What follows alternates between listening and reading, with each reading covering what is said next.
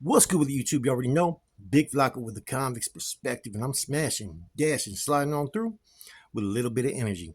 Please hit the like, subscribe, comment, do all those things to help support this channel, and hit that bell notification for future fire content.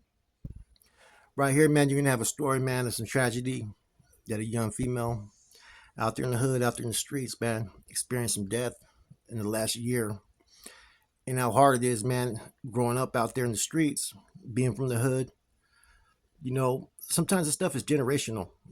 And this is a prime example of that lifestyle that needs to be broken, that cycle. And she's spitting from the heart, man, telling her truth, her story, and what she's been through. Without further ado, here you go. My name is Alejandra Gomez, and I was born and raised in El Pascua, Logan. But before I was brought up in that Pascua Yaqui, I was chasing my mom and my dad. My nana lived on West Gayamatus, and my dad lived on 3 streets down, called 837 West Gayamatus, Sierra. So I was like back and forth. My mom had me when she was 15 years old, going on 16. And she didn't want to get with the gangs in the hood life. So she gave me to my nana, my tata. Rest in peace to my tata, but he was a TUSD dumpster driver. And my nana was a TUSD bus driver. And they stopped the drugs and alcohol just to care of me. I'm 35 years old, I'm gonna be 36. I've been through a lot of shit. A lot of stuff that people don't even know what to do or handle. But guess what? I thank God that I don't fucking take no psych meds. I don't cut myself. I don't do anything like that. I just deal with it. And thank God every day for me to be handling what I'm handling. Because you know what? I show respect to get respect back. And I don't appreciate like nothing when I give somebody something. My last $5 or my last cigarettes or whatever, I give it to them. I'll be like, forget it. You know what I mean? It is what it is. God's gonna bless you, not right then and there. He's gonna bless you when you know what I mean. You need it the most, and I thank God because that goes a long way. I'm just very upset and sad because how my life had to be brought up. Rest in peace to my mom. I'm the one that found her and tried to give her CPR.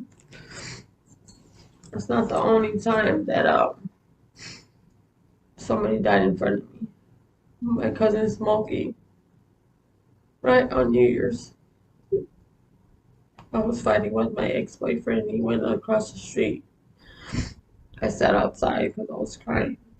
And everybody said Happy New Year when they're showing the television.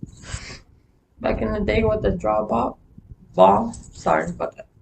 When the ball dropped, I was sitting outside. I looked towards this way, and I just see my cousin trying to shoot the gun, and it jammed. Somebody came behind him. I don't know who it was, because I was crying about my own dumb, like you know what I mean, my own problems, my own, because my boyfriend were fighting, whatever. All I seen was just fall to the floor, so I ran outside my gate next door, and I held him, and everybody was saying Happy New Year, but I was the one that was saying, somebody help me. Help me to put my cousin.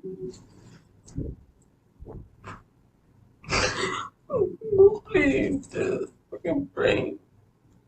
You know how hard that is. And now, my mom, I found her like that. Black, blue and black.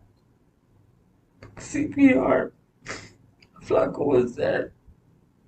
You know how hard that is. I'm only 35, gonna be 36 years old. I've been through so much shit that's not even funny. So I just want to give it out. Shout out Obasco Law Gang. This is what I've been through, man. And please don't copyright that because oh man, messing up. Guys, yeah, it was guys, yeah, all day, every day. I just want to give a shout out to my grandma that's always had my back to the fullest. I have a lot of heart. My heart bleeds for a lot of things, but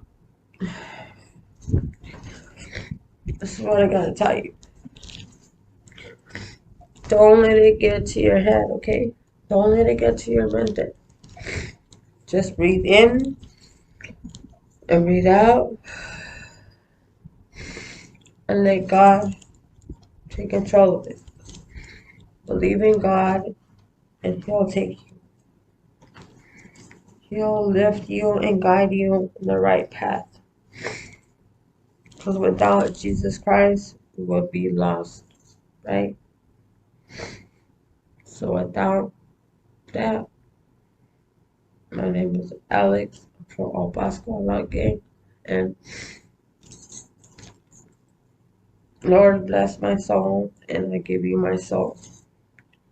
And God bless you guys. With that, I'm out.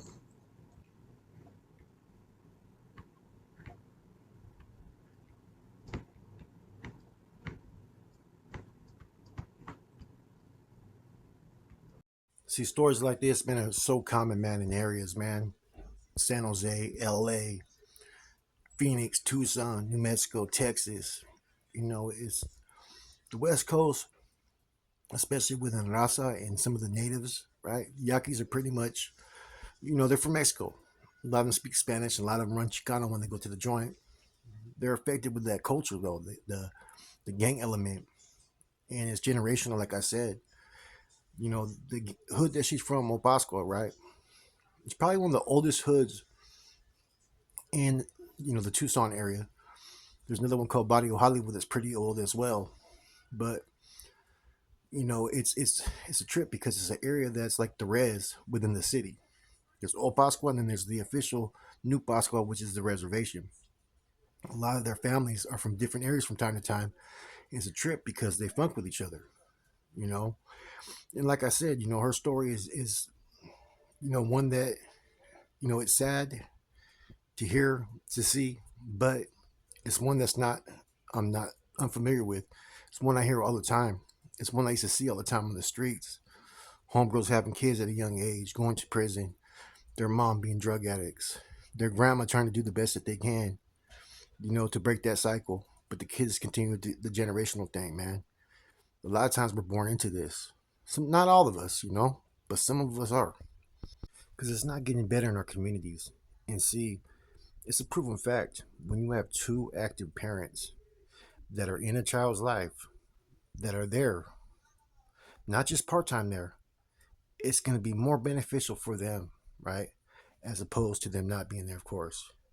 I'm also a firm believer in this. If you're only going to be there part time, then don't be there at all because that kid's dependent upon you.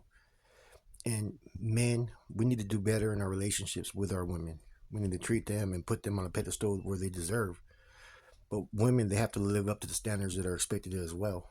It's not just a fucking one sided relationship. And whatever's been going on in the communities in these hoods, it's like a common theme. It's a common trend. We need to fucking eliminate that, man, and change it. You know, we can't say we don't know better. So if you know better, why don't you do better? That's the whole key model right there. Alcohol, drugs, they'll tear up a relationship, man. You know, there comes a time you got to do what's best and most important for you. And if you can't do it without fucking having to self medicate, then you're doing everything wrong, man. Um, hearing her story again and reflecting back on the things I've experienced in life, man, it's a cycle, man. It's insanity.